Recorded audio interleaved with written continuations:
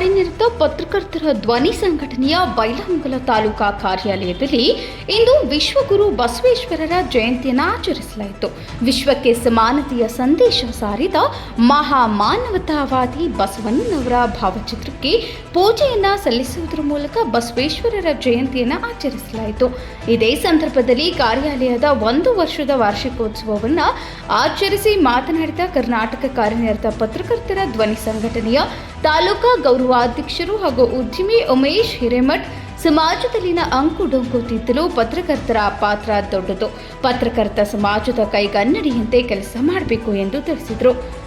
ನಂತರ ಮಾತನಾಡಿದ ವೇದಮೂರ್ತಿ ವೀರಯ್ಯ ಶಾಸ್ತ್ರಿಗಳು, ತಾಲೂಕಿನಾದ್ಯಂತ ಒಳ್ಳೆಯ ಕೆಲಸ ಮಾಡುತ್ತಿರುವ ಪತ್ರಕರ್ತರನ್ನ ಸರ್ಕಾರ ಗೌರವಿಸಬೇಕು ಹಾಗೂ ಆ ವಿರಳ ಜ್ಞಾನಿ ಬಸವೇಶ್ವರರ ತತ್ವಾದರ್ಶಗಳನ್ನು ಎಲ್ಲರೂ ಮೈಗೂಡಿಸಿಕೊಳ್ಳಬೇಕು ಎಂದು ತಿಳಿಸಿದರು. ಈ ಸಂದರ್ಭದಲ್ಲಿ ತಾಲೂಕಾಧ್ಯಕ್ಷರು ಈರನಗೌಡ ಶೀಲಾವಂತರ್, ಹಿರಿಯ ಪತ್ರಕರ್ತ ಮಹಾಂತೇಶ್ ರೇಷ್ಮಿ, ತಾಲೂಕಾ ಕಾರ್ಯಾಧ್ಯಕ್ಷ ಕುಮಾರ ಬೋರಕನವರ್, ಸೋಮಲಿಂಗ ಭೋವಿ, ಮಂಜು ನರ್ಸನ್ನವರ್, ಬಸವರಾಜ್ ಲಕ್ಕನವರ್, ವಿನಾಯಕ ಪತ್ತಾರ್, ಶಿವಾನಂದ್ ಖಿಲೇದಾರ್, ಶಿವಾನಂದ್ ಸಂಭೋಜಿ, ಚೇತನ್ ಹಿರೇಮಠ್, ಮೈನು ನಧಾಫ್ ಹಾಗೂ ಸಂಘಟನೆಯ ಎಲ್ಲಾ ಪದಾಧಿಕಾರಿಗಳು ಹಾಜರಿದ್ದರು.